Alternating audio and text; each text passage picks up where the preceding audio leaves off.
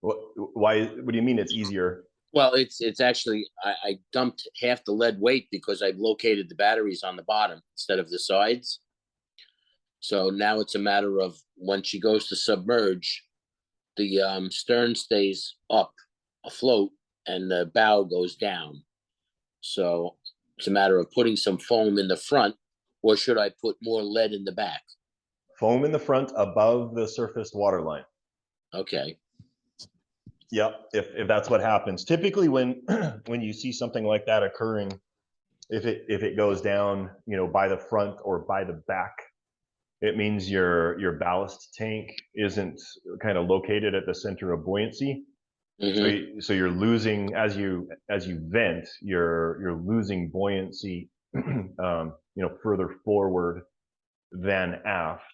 Again, it's especially with Seaview because it's got such tremendous freeboard.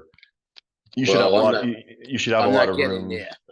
You should have a lot. I'm just saying you should have some room to put some flotation up there. We're trying to trim out a Seahund right now, and even though it's 1/12 scale, like we've only got 3/4 of an inch of hull that sits above the surface water line. It's getting pretty tricky.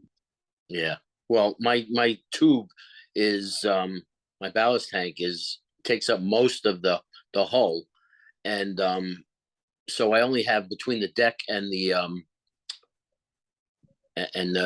main part of the hull. So again, it's about 3/4 to an inch that I only have up there, and there's servos and stuff up there too. Yeah. So you know, it's a matter of getting the flotation up front in that mantis section as high as I can get it. So yeah. No, do not add weight in the back because weight affects both surfaced and submerged trim.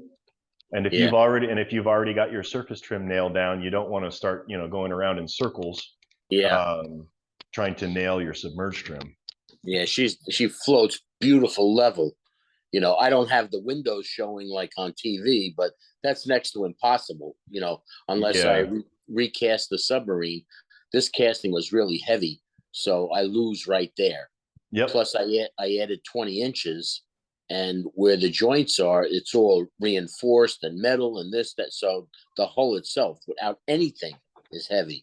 No, So I personally, I would rather see the Seaview ballasted like a real submarine exactly, versus the fictional one, you know, from yeah, from the TV series or the movie.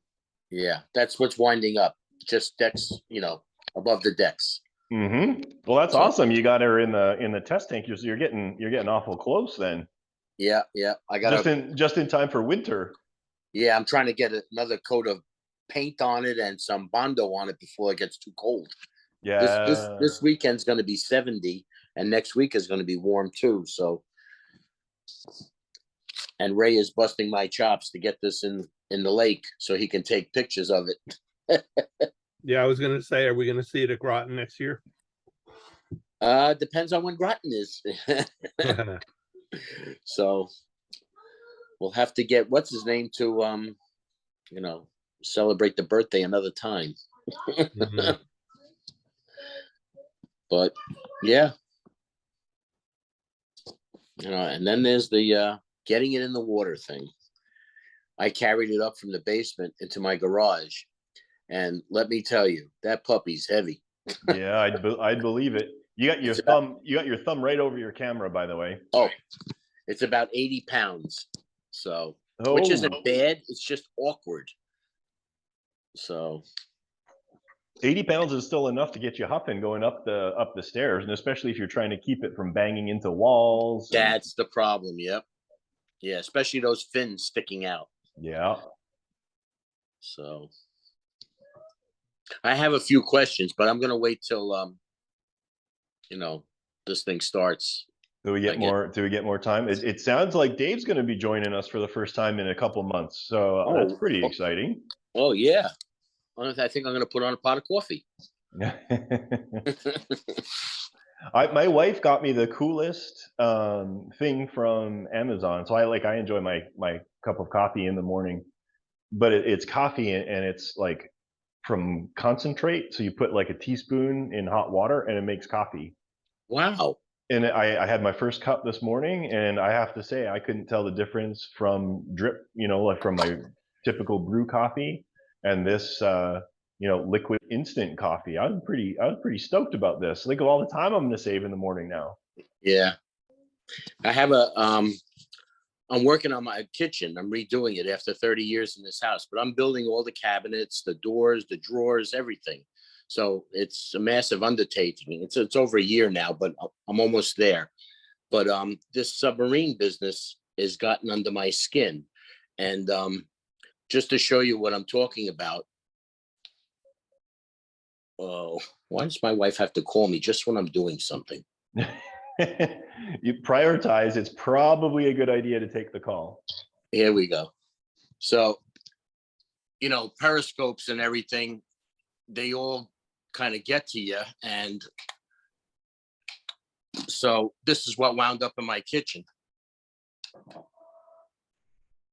That didn't upset her, did it?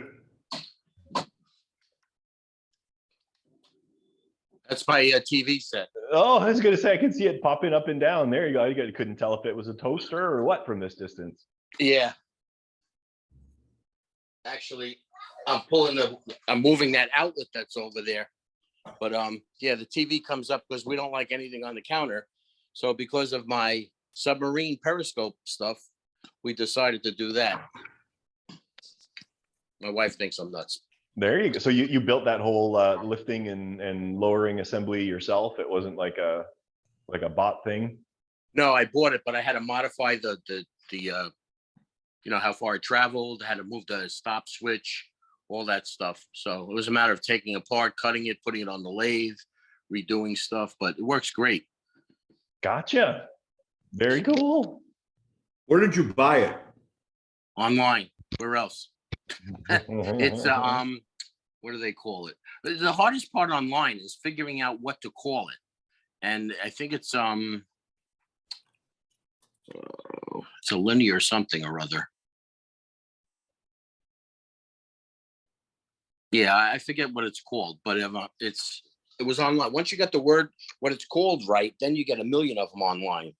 Yeah, like every site you go, all of a sudden it's like, oh, I know you bought one, but you might want two. Yeah, and you usually buy this, and this with it.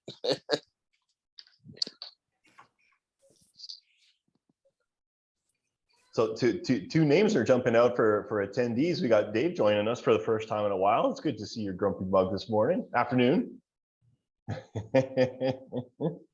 And Stanley Taub. So he and his son have been going back and forth with me a little while, but Stan's got actually a really cool video. I should share it with you guys. Remind me. I'll see if I can pull it up here. But he built his submarine back in, I think it was like the 70s, and it launches rockets. So we'll see if I can pull that video up. I've got it downloaded. We'll just have to see if it'll play through the Zoom meeting. What are the rockets propelled by? Rockets. Oh, you're gonna hit a sore spot. I was told don't do that, but mine is. You remember the old method of putting some water and you pump it up in the tube and the rocket and it takes. That's how mine work. It goes. They go about 70 feet in the air. So that's enough. I only want like 30. Yeah. Then the propensity for lost rockets probably increases exponentially with the height, right? Yeah. Went in my neighbor's yard. That was the one thing about my pool cage in Florida that I liked, is all my crazy experiments were contained in the pool cage. Boy, did you get out of there in time. Yeah. I can't remember who I was telling, but it's like this whole move to Texas, like all of the timing and everything, it was just fated to happen. We moved exactly a year before, that hurricane knocked out Naples again. What a disaster.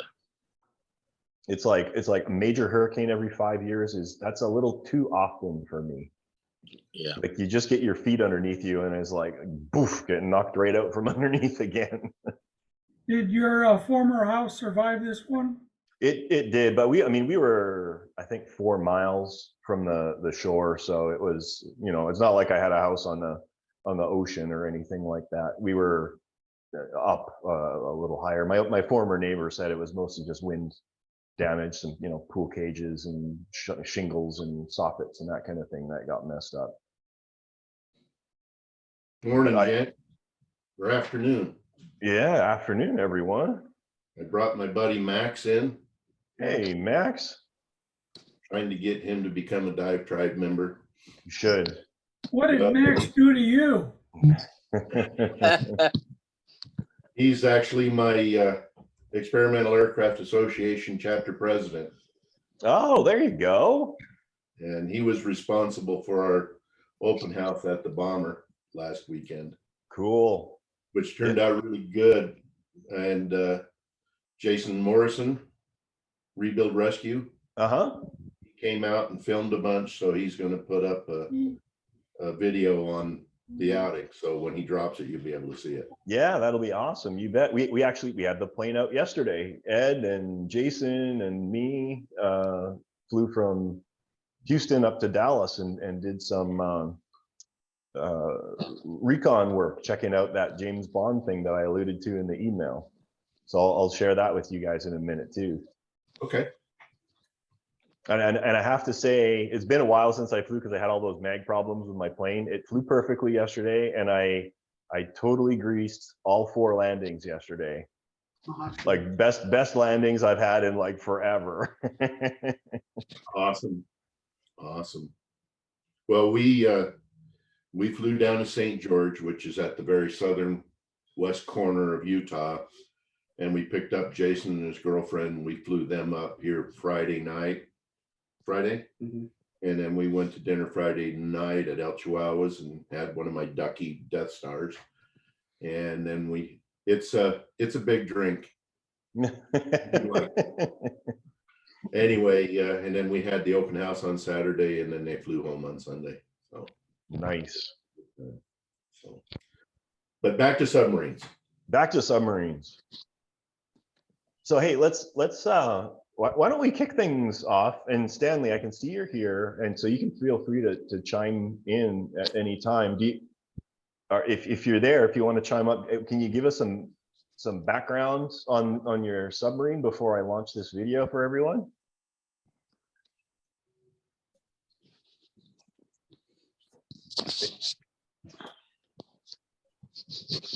Maybe he's just going to listen today. Apparently not talking. Yeah, it'll be top secret. Okay, no problem. All right, let's see here. Let me get this queued up. Stop, go up, big, share. Okay. You see Underwater Productions? Yeah. Okay. Yeah. So like this is, again, so like bear in mind a couple of things before you see this. Number one, it was built in like the 70s. And as you know, some of you people can attest, the availability of information at that time was, let's say, somewhat lacking. So everything that you do is sort of trial and error and based on your own experiences, be you a plumber, an electrician, or a nuclear physicist. So this is all built out of like PVC pipe and everything. Number two, it was never kind of designed to be a real submarine. It was designed to be a functional submarine, but more so than that, it was kind of designed to look like a monster. So there's the PVC pipe, and then he's got like all sorts of like clay and filler and stuff on it to make it look monster-ish. So that all being said, let's take a look at this video. It's pretty short. It's 2 minutes. He calls it the Loch Ness Monster. And he's going to bring it to Subfest next year. Wow. There's Stan. Whoa. And that is the Loch Ness Monster. Check that thing out. Waterproof boxes. You'll recognize some of that. A bunch of plumbing fittings. This is like an homage to Home Depot. Rockets on it. Yeah. Hey, Ed, are you listening, Ed?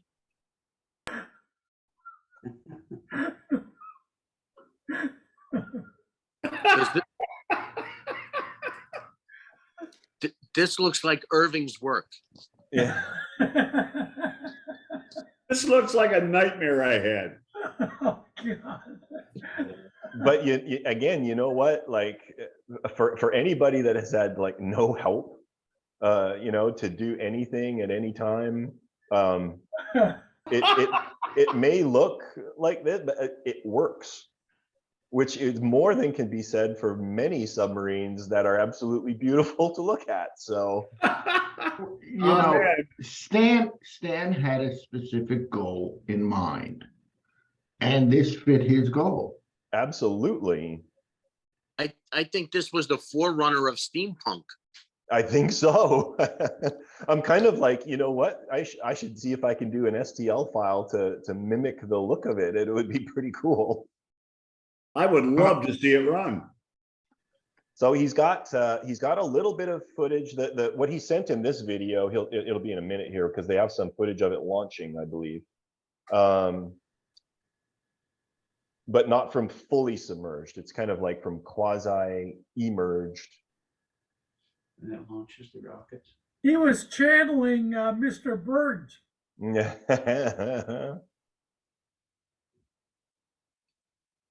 But I believe Whoa. I believe he said in the past he has done fully successful launches from depth. He just didn't have the footage at this time to share with us there. Impressive that it's spent.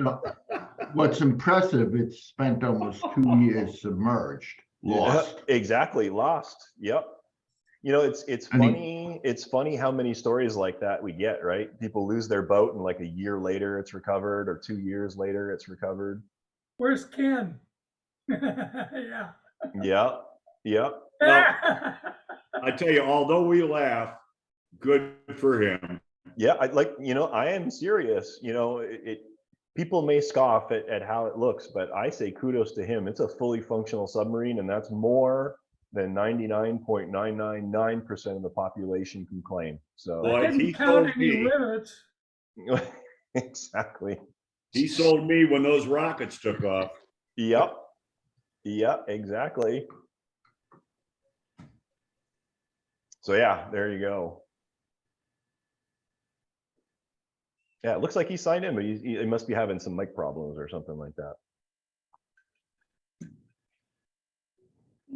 Awesome. All right, I am gonna continue to monopolize the conversation since we're so early here. So I'm in the process of putting the video together, but like I said a little bit a few minutes ago, yesterday, Jason and I flew up in a plane from Houston up to Midlothian, picked up Ed, and then flew from Midlothian up to the Fort Worth area and hooked up with Vaughn. Wow. So, gosh, where do we start with Vaughn? You went to his store. You went to his shop, didn't you? Yeah. I've got shop envy. There's some shop envy going on. Let me go back here and see. I can share out some of these things. So, Vaughn has what would you call this, Ed? Like little boy tendencies with big boy budgets. Like what? I don't even know how to describe this. You can describe it two ways: out of control, or forget about it. Mm-hmm. So he's got probably like 5 or 6 buckets of hobbies. I'm going to scroll through this real quick. So he's a bit of a gun fan. Oh, And he's a federal employee too. Well, Welcome to Texas, y'all. Welcome, Texas. Are these Obviously not airsoft- obviously not a Democrat. No, I don't think so. he works for the FAA, as a matter of fact. Are these airsoft? No, these would be actual assault weaponry. So I know where I'm going to be camping out when the zombie apocalypse strikes. Let's see here. Let's see if I can keep going. This is his like toy room. He has Wow. a full train set in here. And like That's- behind me, there's like a. Do you remember the make and model of his printer, Ed? It's like huge. I don't know. No, not at all. I do know that G is in Gulf Gauge train. Lots going on, and like the little details here, like this is a lunar lander. There's like a DeLorean time machine vehicle here. There's like all these like really cool vehicles lined up on these trains. And I mean, I didn't even take pictures of his office. Did you? You didn't get any pictures, Ed? No, not really. I will state this. He has all the static models that we collect and never build, and built them, and still has a collection that he hasn't built yet. Yes.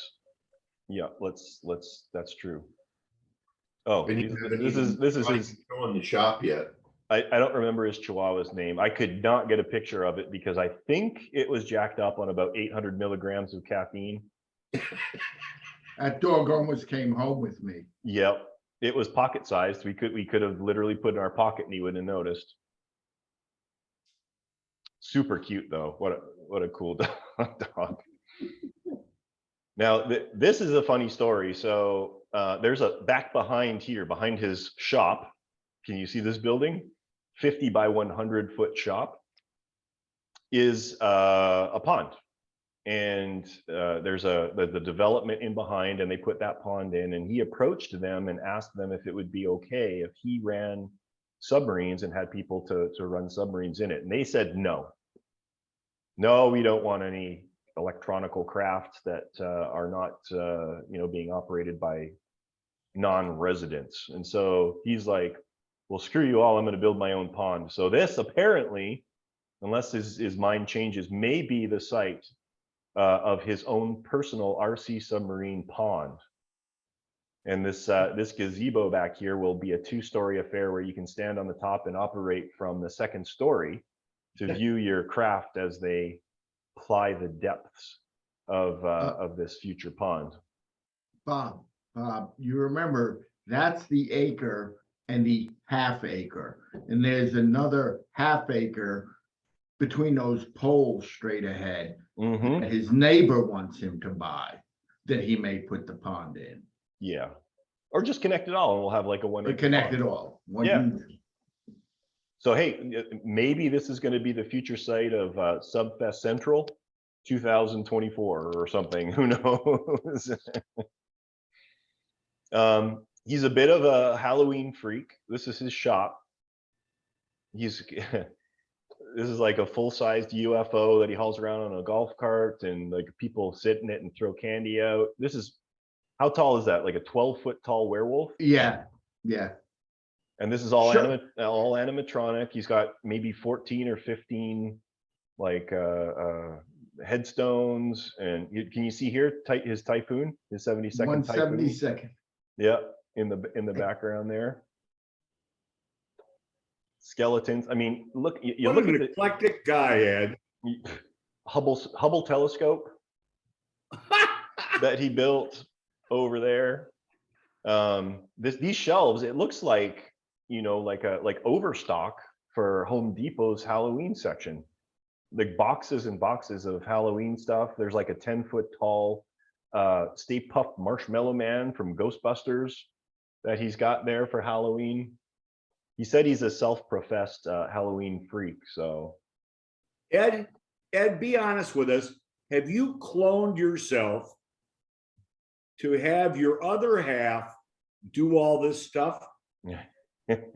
No, but it's nice to only live less than an hour from him. Yep.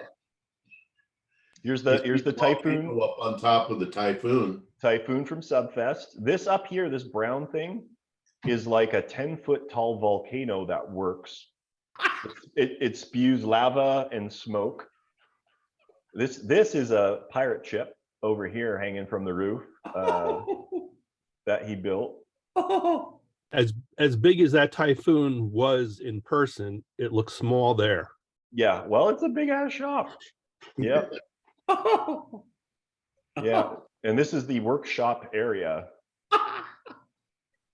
The other half of that building. The other half of the building. So he's going to actually section this off and air condition and heat it so he can work in here year round. But this is all like woodworking stuff. He's got a CNC routing table here. He makes practice instruments for high school kids and builds these practice instruments that they can work with.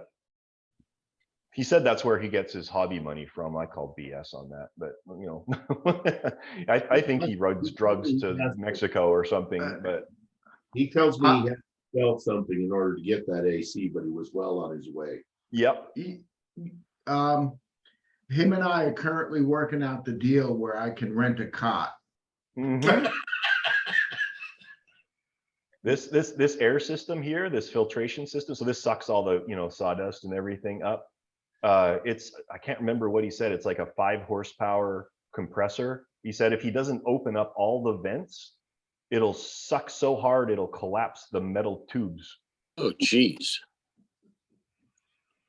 Yeah, pretty cool. All right, hey, before we get to here, so I'm going to back up. We have a special guest here who's joining us. Tom, are you on the mic? Yes. So stage 2. So we spent the morning at Vaughn's, and then we went for some brunch. And I don't know what was in I ate a lot of fried food that morning, but and then we made it over to Tom's house. So Tom reached out to me because he had a couple of subs, and then he let me know, he's like, oh hey, I got something you might be interested in. So I'm not gonna steal your thunder, Tom. Why don't you tell us what is lurking in your garage? I have the yellow 2-man scuba sub that was in The Spy Who Loved Me with Roger Moore and Barbara Bach in 1976. So if you saw that movie and you're a James Bond fan, you remember that toward the end of the movie, there was a White Lotus automobile that was being chased down the hill by a helicopter, and it goes off the end of a dock into the water and supposedly turns into a submarine. And then in that scene, 2 scuba divers chase him, and he deals with them, and then 2 guys come after him in a yellow submarine that launches torpedoes and chases him, and he deals with that too. So that yellow submarine is the one in my garage. And here it is. You recognize the handsome devil on the left. That's Tom, and he was gracious enough to host us at his beautiful house over in the Fort Worth area. And that's it. This is the stern of the boat. So it's in the garage. I'm going to cycle through here and see what kind of photos we have. But I mean, I just want to share this with you. It's such a storied boat, particularly as it pertains to Tom's involvement with it. But I'm just gonna cycle through, and Tom, just feel free to just like mention things that we're looking at. I bought it when I lived in Fort Lauderdale, Florida, and I used to use it a lot off the reefs there along the beach by Fort Lauderdale. And so I had a friend with a commercial lobster license, and with his license, we could take lobster almost the whole year. So we'd ride along the reef. When we saw lobsters looking back at us, we'd park it on the bottom, pull the hatch back, climb out with our scuba gear on, catch our limit of lobsters for the day, get back in the sub, and go home. So I always had a freezer full. He always had a freezer full of lobster, and we had a blast. And just to cut in here now, at this time, I don't believe you knew this was the actual like filming prop, did you? When I bought it, the guy that I bought it from said, yeah, this was the one that was in that movie. Oh, okay, all right. And and just to circle back, like this isn't just a prop. Like this thing actually works, and Tom like drove it around, down in Florida. I can just kind of picture him and his buddy, tooling back to dock there with a bag full of moving lobsters on their laps as they, cruise underneath the water. Now, we were a little smarter than that. We kept them on the floor. No, there you go, by your feet. Yeah. Right.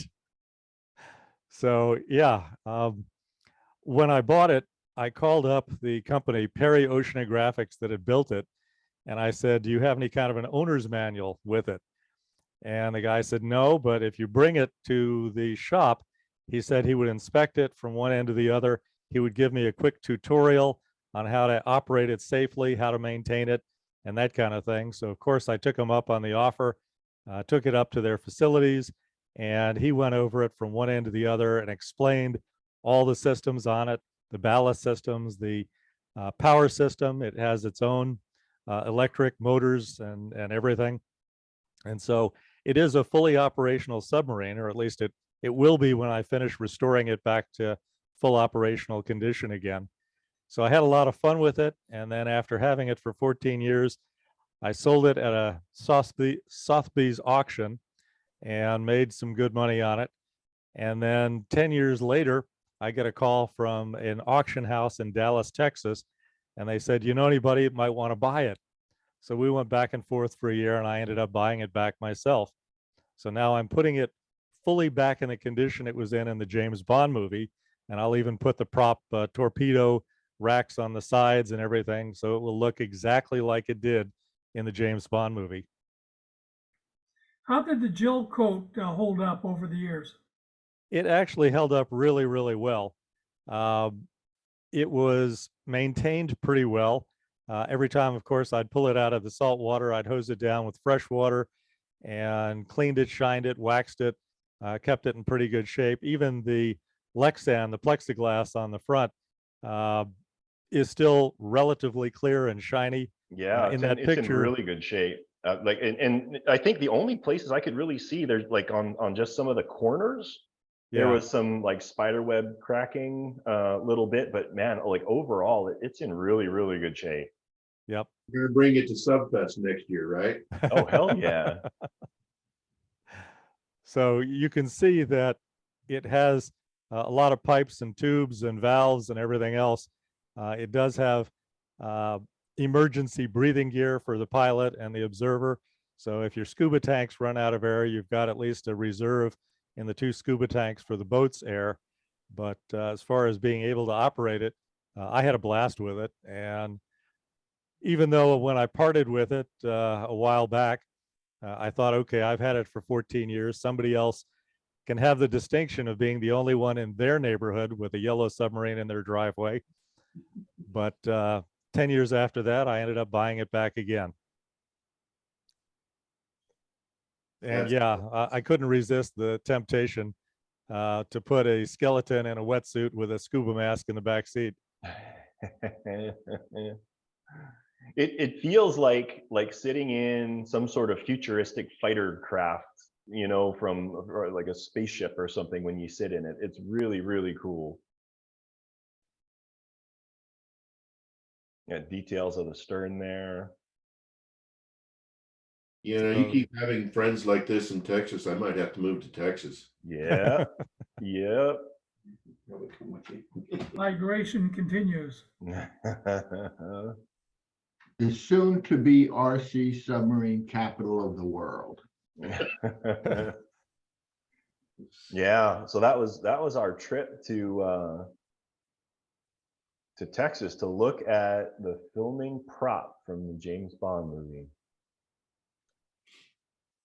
And we So the next time I get to Dallas, do I have an invitation? If you let me know far enough in advance, if I'm here in town, I'll be happy to show it to you. Okay, I'll do that. Way fun. Okay. And as I extended the invitation to Bob, I said, if you want to sit in it, take a selfie, you're welcome to do that too. This is one of those things. It's like he's going to get it up and operational again. I'm like, it would be worth it to get certified for scuba just to have the opportunity to ride in it. Yeah. Then you'd have to wear like a James Bond costume. A good way to get immobilized quick. it'd be better than a Disney ride, and Tom can make a few shekels on the side charging for rides. That sounds like there might be some liability there, so Yeah. probably no charge. I forgot I got like more videos of America. You like the shark up there on the wall? Pretty funny. This is awesome. Yeah, it was a fun trip. All in all, there you go. Spy Who Loved Me. There you go. Recognize it? Is Perry still in business? They went out of business a long time ago. They sold off some of their wet soap division to a guy named Mike Staley, and he modified the hull and sold it as Reef Ranger. So he continued to sell it for a while, but he's now retired as well. So the tooling is still in existence somewhere? The hull molds and everything, I think Mike still has them around somewhere. Okay. Are we going into business, Dave? That ship has sailed. Semi-retirement. Semi-retarded. Let me throw a question in there. Tom, are you aware of the James Bond Museum over in Sweden? I know there are a couple of James Bond museums. There was one in Florida. I haven't been to that one yet myself, but they did call me at one point and asked if I wanted to donate mine. And I said no. I haven't been to the one in Sweden, but if they're looking to buy a submarine, I'd be happy to talk to them. Might be worth a call. I don't know, just to see. They have the Glastron that did that jump over the police cars. I'm not sure what movie it was in.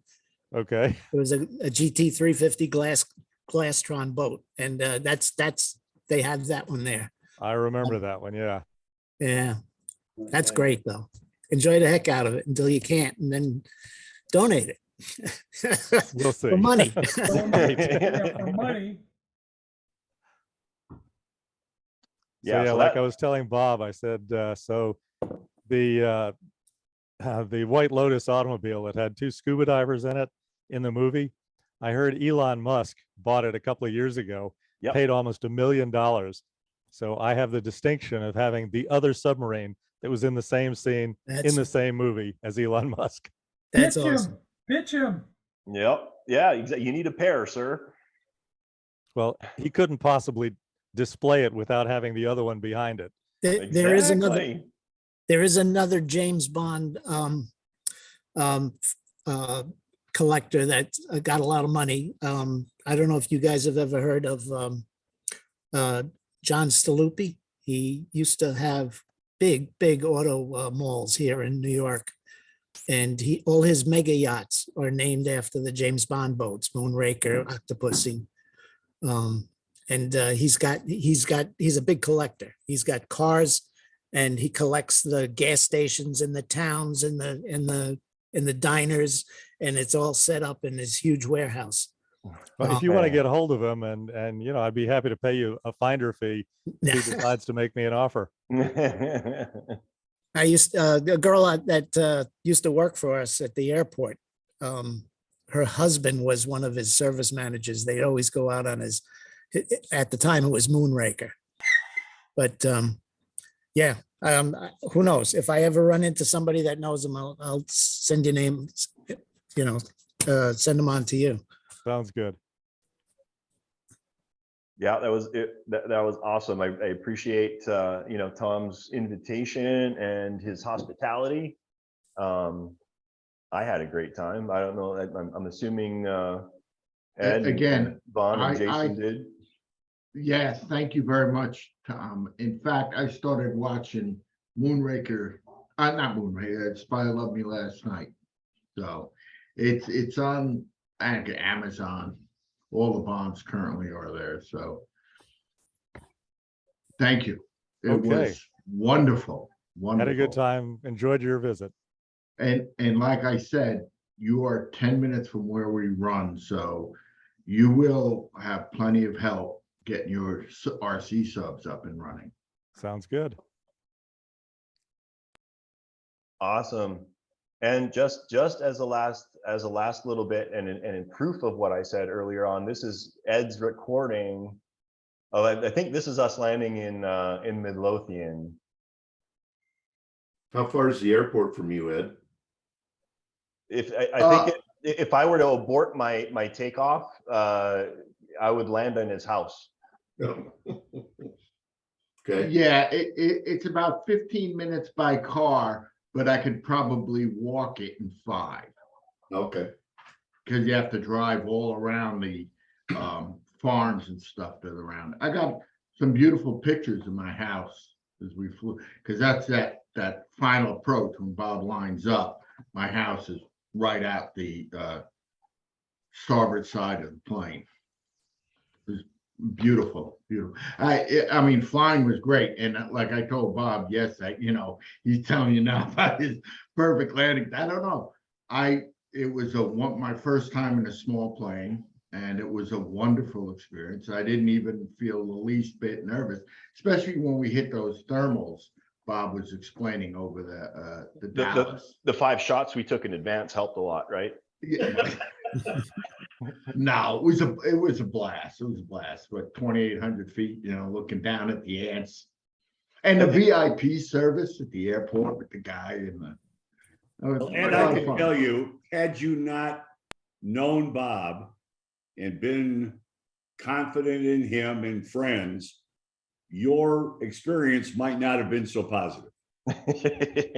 Right, Bob? I'll tell you right now, I showed Betsy the pictures and she keeps saying, no way in hell. No way in hell. No, it's a wonderful experience. And just as a note, 2,800 feet in the general aviation is pretty small. That's the typical height I would fly with training, because our little Pipers don't go very high. But the Midlothian airport to the Meacham airport was only like 12 minutes, and so it was just a little up around the corner, and there we were. Just so you know, we start out at 4,200 feet here. I know you do. We're at like sea level here, though. Yeah. Yesterday was I'll stop talking about flying after this, but like yesterday was about as beautiful it was again. It was like 60 degrees when we took off, and the plane loved it. We were climbing at like 1,300 feet per minute up to altitude. I think we went up to 7,500 feet or something like that for our trip up to Midlothian. So Max asked me what your plane was. It was a turbo Cicada, right? Yep, you bet. Yeah, 1 hour at Mach 2.5. All right, enough of what we did and what we have going on. We got half the dive tribe left, so this is your opportunity to let us know what projects you're working on, challenges, opportunities. Okay, so I have a question. I've been looking for those Type 23 Cabal reports on the forums. I've done searches. I can't find them. Did you put your quarters into the computer before you searched? Well, I put my quarters in a lot of things, but I'll take a look for them. Actually, I don't remember. I know the complete Gatto build is up and available, and I think the blueback one is up and available. I don't remember seeing the 23. I can go back through my stuff, but I don't know that I remember. I don't know that I remember seeing it. I'll take another look. That's all I can say. All right. Merriman says they're there, so on the forums, or no, that he did and you got them. Back in the days of Mike Caswell is when I posted those to the forum. Okay. Actually, you know what? I'll make a note here right now. Tomorrow at like 4 a.m. when I wake up, I'll try and find them. Hey, Dave. Why? Ray Mason mentioned that you're doing a build on his Nautilus right now. You know, you guys should really check in. There's this outfit called the Nautilus Drydocks. I did, but I didn't get much of it. I guess you have somebody with glasses that is helping you build it. Helping me build it. Well, you're helping him. But yeah, I'm trying to follow it because I'm in the middle of doing mine too. Oh, race Nautilus? Yeah, well, it's not raised Nautilus, but I'm at the point where you were, and I'm trying to, see how you did yours. It's under build threads. It's today's work. Yeah, There's that's like- what I look under. Yep. There's First the there's general- like 110 pages worth of stuff that Dave's posted. But it's the most recent. right at the end. post. Yeah. Yeah, it was about 100, 101, 102 like that. Yeah. You'll get another 14 shots today. Oh, good. Now, here's the deal, Frank. I don't have the time to do pictures and run a narrative unless guys like you have specific questions. Pictures are worth 1,000 words. Well, that's good, but sometimes they're just a thought starter. Yeah, So if yeah. you've got specific questions, Frank, or anybody else, let me know. I Make a will. Post, and I'll address it in excruciating detail. I'm not shy. And it looks like, Dave, and correct me if I'm wrong, it looks like the tilting propeller is in one axis only. Is that correct? Yeah, this was before I got into the 2-axis gimbal deal. To myself, I wanted to prove it. If I could do it in 31 inches, well, I could do it in anything, and that did work. But this thing predated the little Rodin Nautilus. Yep. So to answer your question, yeah, it's only good for pitch. Which is perfectly fine. Again, in my experience, the rudder is going to work perfectly fine. I just a big shout out to Ray Mason. That model is still one of my favorite Nautilus models ever. And he built this, what is it, like 30 years ago now or something like that, off of screen grabs from the movie. And it's one of the best models out there. He did a tremendous job. I've had the good fortune of building, I think, 4 or 5 of them. Yeah, he did this long before Tom Sherman did that magnificent data dump in the magazines. Mm-hmm. And you're right, man. Well, the same thing with this Seaview. He's probably, as a little kid, putting onion paper against a TV screen and frantically tracing things out. Yep. So if any of you happen to stumble across a Ray Mason Nautilus for sale, 48 inches long, beautiful size, grab it. It doesn't matter what the price is, just grab it. Don't ask questions, pay it. It'll be worth it. But I think somebody's actually looking to grab his tooling and do something with it. Oh. So I've heard. Okay. If that's happening, I don't know anything about it, but okay. All right. Dave, I missed part of this, but I know the propeller goes in one axis.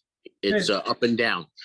Would you say it'd be a good idea if I could get it to work, as a rudder and an elevator? Yes, I hate having to put a cheat on the rudder. Right. If Okay. you make it a compound deal where you're yawing the propeller and the rudder, you get a very reasonable turning radius. Yeah. I didn't understand the rudder. I didn't understand why you didn't do it, but you just explained that. So all right, I screwed up. Rub it in. I hate you people.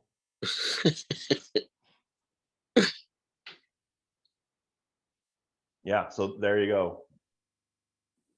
Okay. Hi. Stan Taub here. Stan, how are you? All right. First time I've tuned in on this Subfest on Sub Vibes.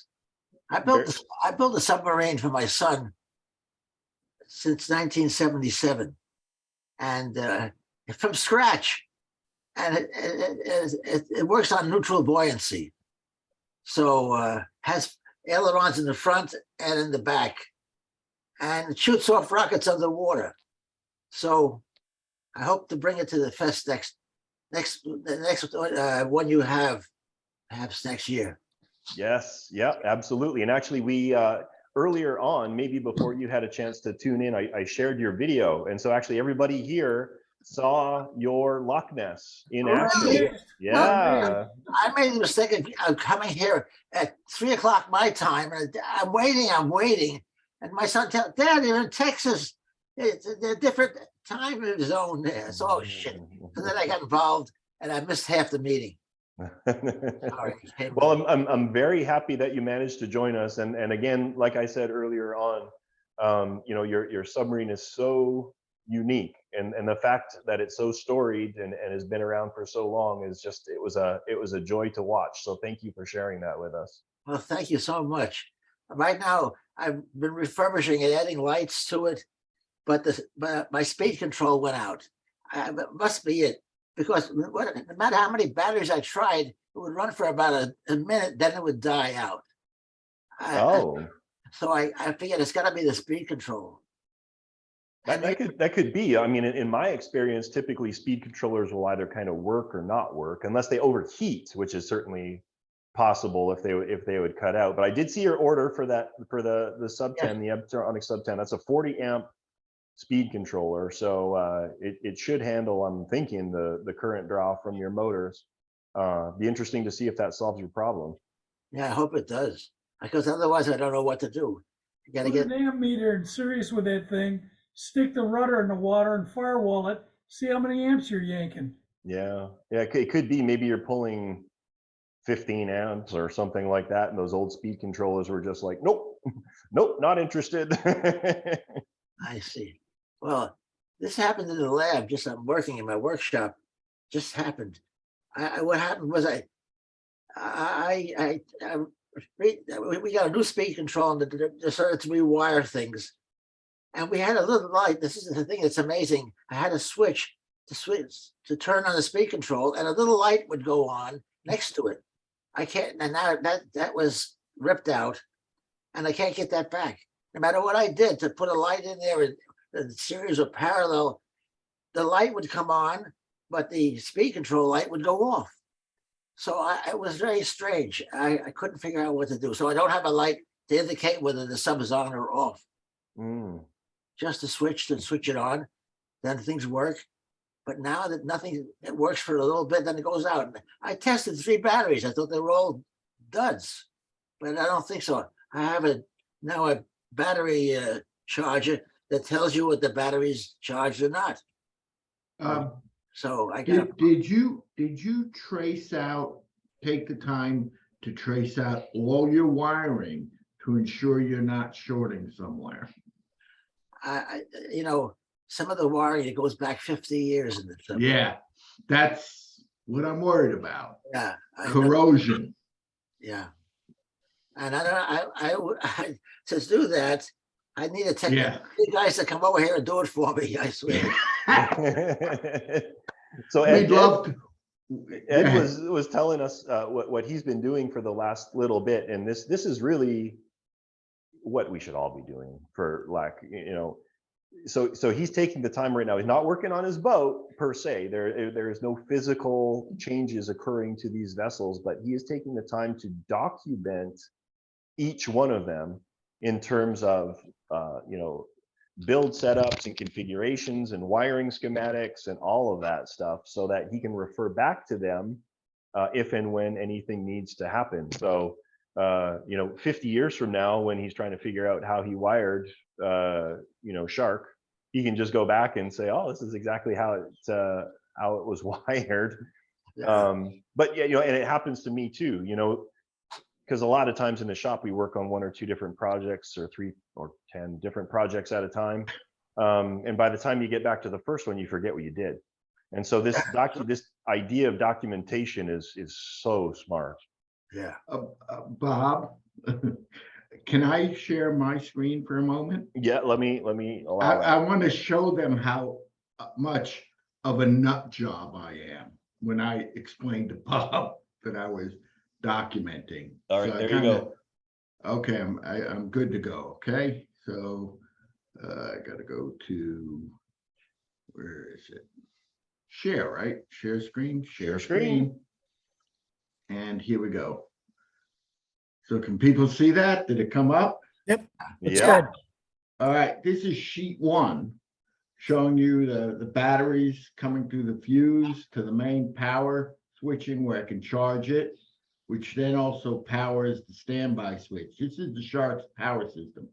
So I got 12 volts coming in through here. When I flip that switch, when the switch in the off position, the model you can charge through these 4mm jacks. Okay, when I flip the switch, it goes into standby mode. That little red LED tells me that. I cannot charge it at that point because I can then switch on the remote switch to go into operation mode. And that will supply power down here. This is your command and control box. Here's the receiver, power coming in. So I can trace. Here's the thing. Now, I know I'm out of control, but you guys should be doing this in a notebook. Get yourself an engineering notebook and document what you do so you can trace it. Plus, you can put all the part numbers down, because that's what I hate. 3 years later, something blows. I don't know the part number to replace it. Yeah, where did I get this from? Yeah, exactly. Exactly. This is a little bit of an extreme case of what You're we'd like to kidding. do. But you know, it's the one thing I do. When I was 18, 90% of my time was chasing tail. I'm now 60, 90% of my time I'm playing with submarines. So it's what I do. Well, you know, Ed, remember the guy that said 99% of all the money I made, I spent on women and booze. Yes. The remaining 1% I wasted. Absolutely. Absolutely. All right, Bob, you can kill it. Ed, this is very impressive. Thank you. I guess I can try and kill it. There you go. I can stop your sharing. That's the power I wield. There you go. That was awesome though, Ed. I didn't even realize that it was that. I thought you were making notes in a notebook. I didn't realize you had like fully detailed wiring schematics. You know, it's again, I don't have much of a life outside. But honestly, you know, I know where I'm using 2mm connectors, where I'm using 3mm connectors, where I have a threaded through hole, what fuses I have, and I can trace. You can trace these problems down. And yes, I'm doing it in CAD because now I have 16 other boats. I can then duplicate the file and easily change it instead of drawing the next one from scratch. Okay, so yes, this took me 8, maybe 10 hours. I had to make the components up and whatnot, but now I can duplicate it quickly and revise it. Ed, what CAD did you use to do the diagramming with? I used to use FreeCAD. You download for free. It's very much an AutoCAD clone because that's what I grew up on, AutoCAD. But it crashed. It crashed all the time. So I actually spent $40 and got this lifetime CAD license for something called QCAD, which is a European. It's out of Germany. It's got it's kind of like, is anybody familiar with the term reverse Polish notation in a calculator? That's what this CAD program is like compared to AutoCAD. So it's kind of different. But $40 lifetime, and I can document everything I have. Okay, well, boy, that looks great. What you're doing there is, I think we all should be doing it on every sub we build. Yeah, exactly. You know, if you've got a fleet of 2 or 3 boats, there's no reason that it couldn't be documented like this. You know, compared to the hundreds of hours you put into building them, you know, 5 or 6 hours of documenting them really shouldn't be that big of an imposition. Yeah. Bob, I will upload now all those little servos, the receivers, the fuses, the through-hole connections and whatnot are all individual components. They're what's called .dxf files. I will upload it to your site so people can grab them and they don't have to regenerate them. Oh my God. Or modify them. There you I go. got a whole lot. I got a library of components, connectors, and connections. I got 3 different libraries. I'll put them up there for everybody. There you go. Okay. All right, Ed, thank you for the information. Yeah, that's huge, Ed. And you know, for those of you that feel like what Ed just showed there is like hugely intimidating. You don't need to do it that way. Like a notebook, a pencil, Yeah. right? You can do the same sort of thing the only person that needs to understand it is you. So provided you understand what you've drawn out, that's the most important thing. But with Ed being generous enough to share out his work, it'll give you a foot in the door, for doing it. And if not, if you're going to have a new build, you'll be able to see, I guess, how he's created everything. That's like it's like the secret sauce, and he's sharing it out. Look at that. Yeah. And I would dare say, at the end of the day, if you were to ever decide to sell your boat and you had documented it in that way, the value of it would increase exponentially. Hey, Bob, I have a couple of questions before we get out of time. Okay. How accurate is that depth controller that you have? Pretty darn accurate. I talked to Kevin. The sensors that he used, I believe, are accurate within centimeters. Wow. Okay. 1/4 of an inch. That's good enough for me. It's plenty good enough. Mm-hmm. And also, I put, how you have to put the resistors on some of the motors and the solenoids and stuff? No, those are capacitors. Capacitors. Oh, the black ones with the silver stripe? I thought they were resistors. Oh, no, those are diodes. Diodes. I'm sorry. Yeah. Diodes. Yeah. Do they have to be waterproofed or sealed? No. No. Don't worry about them, because the connection itself is also wet.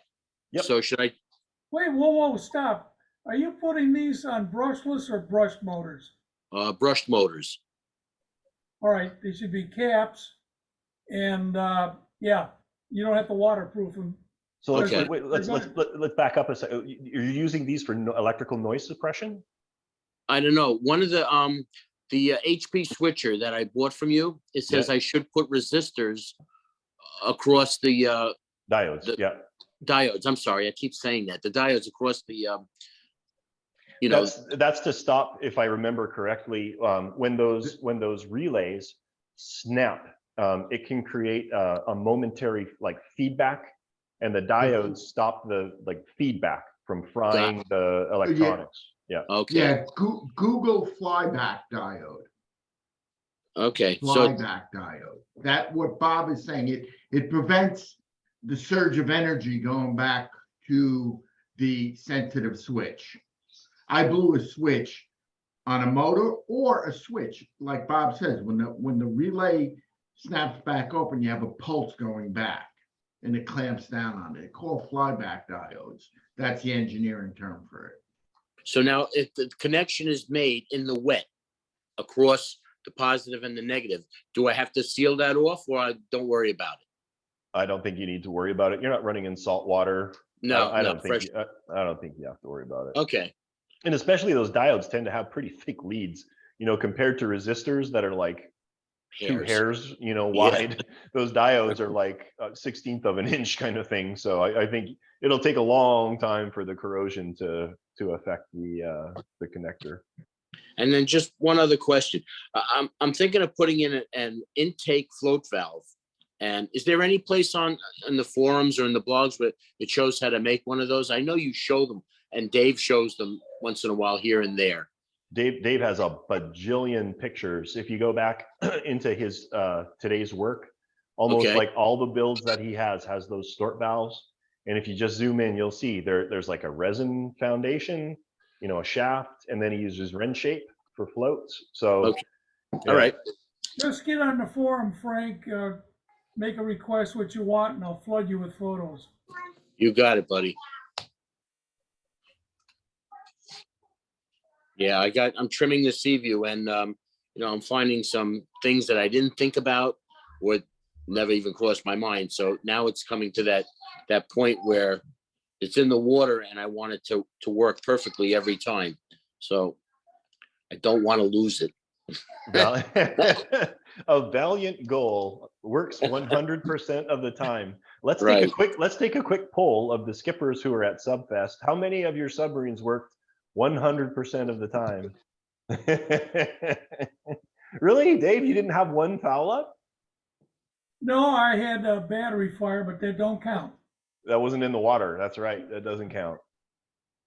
Hey, It was- it was that seltzer water that kept throwing off my trim. I'm blaming that. That bubbly seltzer water. It was Battery was it that blew up at Subfest? Yeah, that was Casey's lost 2, I think, didn't he? And Dave lost 1. No, Casey had a high order detonation. I only had a fire. Now, Casey, we don't know what happened. Presumably, he had the charger lined up right. Mine blew up because some idiot tried to bang up a 7-volt battery with a 12-volt setting. Yeah. You know. It charges faster that way, David. It's fine. Oh, it charged quick. When we realized nobody got hurt, thankfully, it was funny as hell. F you. Casey's Thank battery. you for the entertainment, Dave and Casey. Casey's battery was crazy. It was like fire everywhere. And then I ran over there in like a heartbeat and threw it on the ground. And then it decided to do round 2 and spewed flames all up my legs. And I was kicking gravel on it. And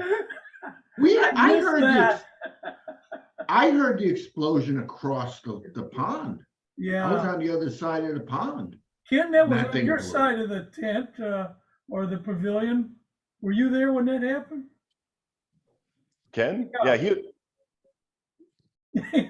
No, I was not in there. I spent all day fixing my subs, but I wasn't there at the time. You were I the was guy actually thinking I I was was running it. beating up on that post, yeah? Yeah. So I will say after that event, because the crazy thing is, like I'm assuming those were intelligent chargers, right? That were being utilized to charge the batteries. Good gear, yeah. I've never had and I charge batteries every day at the shop. I've never had an issue with LiPo since I used those cheap Chinese battery chargers that Caswell used to sell. And one exploded on my workbench and burned through 1/2 inch of 3/4 inch plywood. But I did buy one of those steel ammo cases off of Amazon, and now we are now charging every LiPo battery in an ammo case, just to be sure, because it's always one of those things, you buy it and you never need it, and when you don't buy it, you did. Now, from that experience, I now store all my lithium polymer batteries in 2 ammo boxes outside. There you go. I gotta throw this in here. I was watching the video from the last DiveTribe, and you were talking about ammo cases, ammo boxes. Strongly suggest removing the gasket or not latching it. Just partial latch. Yeah. Because if you close it and it's sealed, it's a bomb. It's a grenade. Pressure up. Yep. Yep. So hold it. what I did in mine, we actually notched the side of the case to allow the cables to go through. So it'll blow smoke out, that hole, but hopefully the fire will be contained inside the box. Wow. Yeah, there's some guys that just store their batteries in those cases sealed tight, and something happens in the middle of the night, it's just going to blow. I have never heard, and correct me, I've never heard of a battery spontaneously exploding. I've tons of during charging. Yeah. To me, I think that's the critical phase. So yeah, and on that topic, hey, for those of you not down with LiPo technology, so if you want to extend the life of your battery, you do not store them fully charged. When you finish your run, get your intelligent charger, which all of you have, I know, right? Intelligent charger, and do not charge it fully. You set it to storage charge, and that'll charge the battery up to about 80%. LiPo batteries don't like sitting at full charge or low charge. That'll not be a good thing for the lifespan of the battery. Yeah, Ed? Yeah, so Bob, you'd recommend maybe a 1/4 inch hole. Just drop a 1/4 inch hole through the. Mine's a little bigger, it's like an Okay. inch, but yeah, exactly. Just something to vent once it over. Like Bob said, take the latch off. Or the gasket, pull the gasket out from under the top. Yeah. And that'll stop that'll stop the gasket from burning when the battery explodes. But it won't be waterproof anymore, and I can't. These boxes are cheap.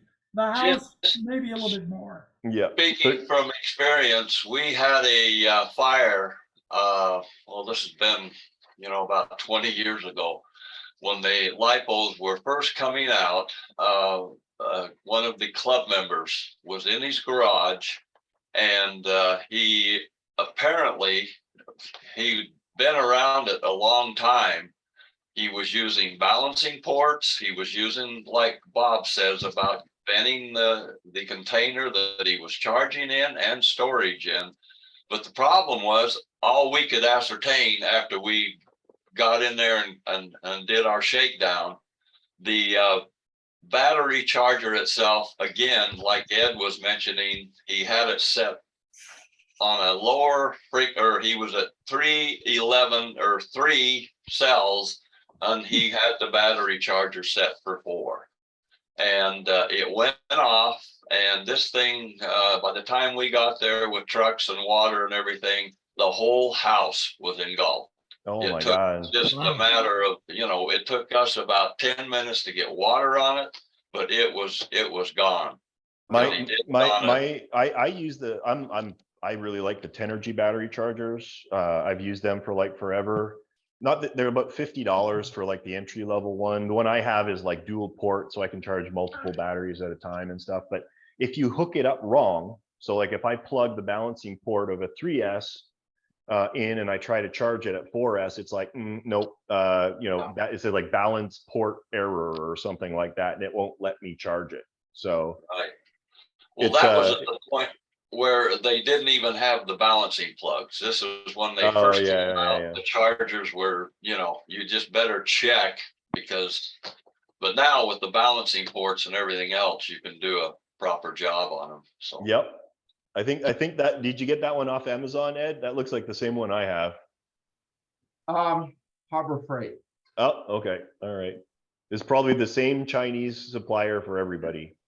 Yeah, it's the 50 cal version. Yep, same thing. Lid comes off.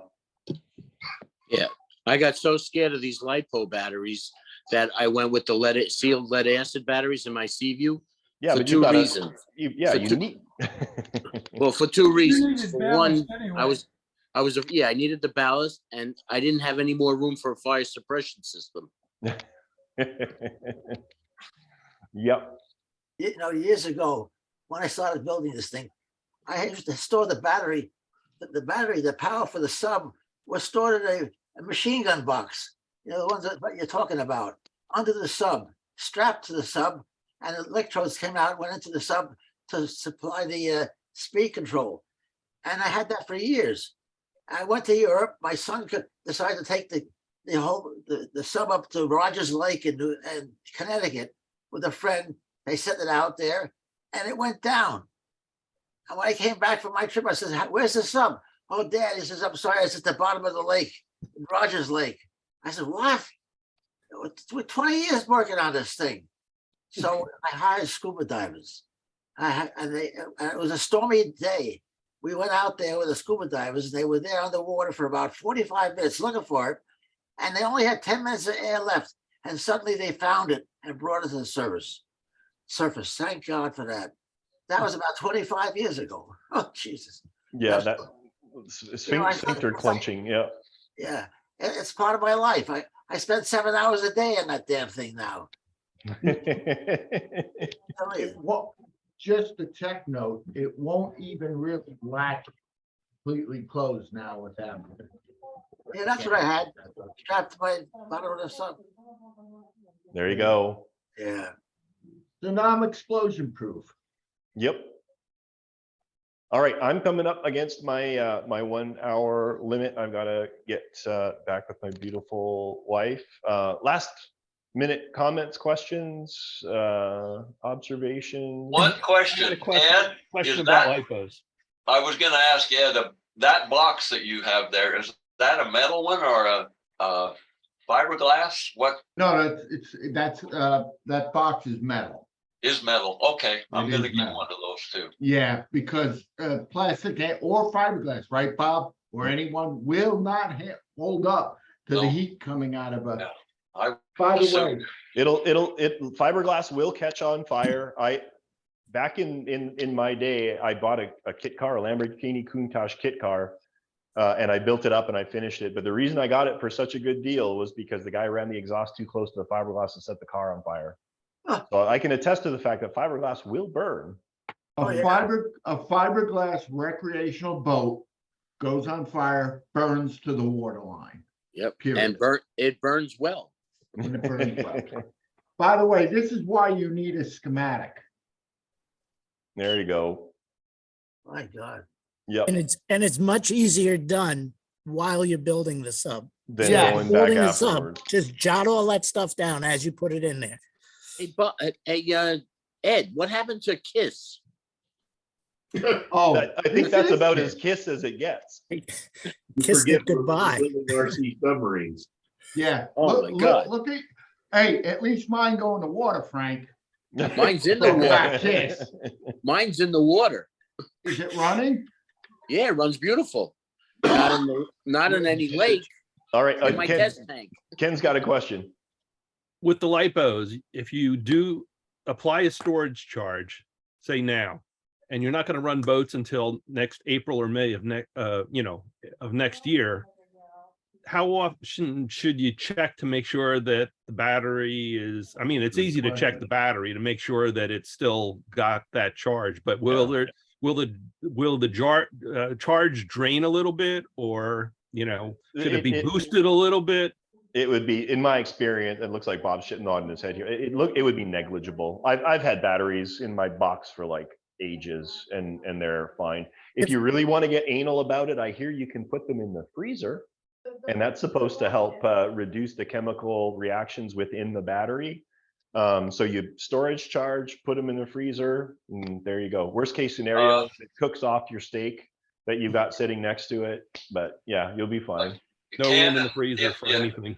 If your charger has your cells, make sure when you're discharging down to that 50% for storage, make sure each cell is the same. If you get a cell on let's say a 4-cell battery, and one says 4.7 and then another one will say 3.9, you want to try to get them equal. And you can do that on a good charger. The intelligent battery chargers will automatically do that if you Right. plug in the balance port. They'll make Yeah. sure each cell is exactly the same. Yeah, and then they're good for storage. Yep. I had 3 batteries from before COVID, and I just checked them, and they still are well within the storage range. They haven't really lost anything. That's about 1.5 years now. Unless the battery is actually going bad, you're not going to lose any power, any voltage. Yep. Thanks. I want to thank Ed. He's the one that said, I believe, last meeting about buying the ammo cases at Harbor Freight. That's where I got mine. Yeah. $8, I think. Thanks. That's about $8. I don't know how much it was, but it was cheap. They're cheap. Yeah. And they have There you go. like 2 or 3 different sizes there at Harbor Freight. Bob, this is a little off subject. I gotta ask, if everything went well for you and you had plenty of liquid cash, what kind of airplane would you want? Invader. Yeah. So I mean, if I had all the cash, I don't need a big plane, like a 6-passenger turboprop that'd do a solid 250 knot cruise. Cherokee 6, maybe? Well, those are piston. I would love You want a T- turbine? Oh, man. Yeah. Yeah, They're a little more reliable than piston aircraft. they're very reliable. Yeah. So that if money was not, if I had $1.5 million to blow. Well, I didn't mean if you were that lucky, but Oh, that would be good okay. too. I love my plane, and for the dollar, I think the value is huge. Like I'll cruise at 150 knots true, and I can take up to 5 people, and Yeah. Like I told you, Bob, get a turbo otter. Cherokee 6 or a Beach Bonanza A36 with the dual cargo doors in the back. Awesome. Yep. Actually, I'd love a turbo Saratoga. I Yeah. looked at that too, but yeah, it's all good. It's all good. I'm good. All right. With that, I'm gonna let all of you go. We'll queue things up for next time. I did update the events calendar on my website, so we're still good for every second week. And then, like I mentioned last DiveTribe, because you're DiveTribe members, obviously you get access to all of these recordings immediately. But what I've started doing is I'm delaying 3 months and then posting our DiveTribe meetings up so that we can try and attract more blood into the DiveTribe. That was a good move. And share all of this amazing knowledge that we're sharing here with the hobby. So just as the heads up. Thanks, All right. Bob. You bet. Have an awesome rest of your weekend, guys. It was great to see you, and we'll catch you next time. Yeah, thank you. Great Thank you. meeting. Thanks. Bye. Bye-bye. Bye-bye.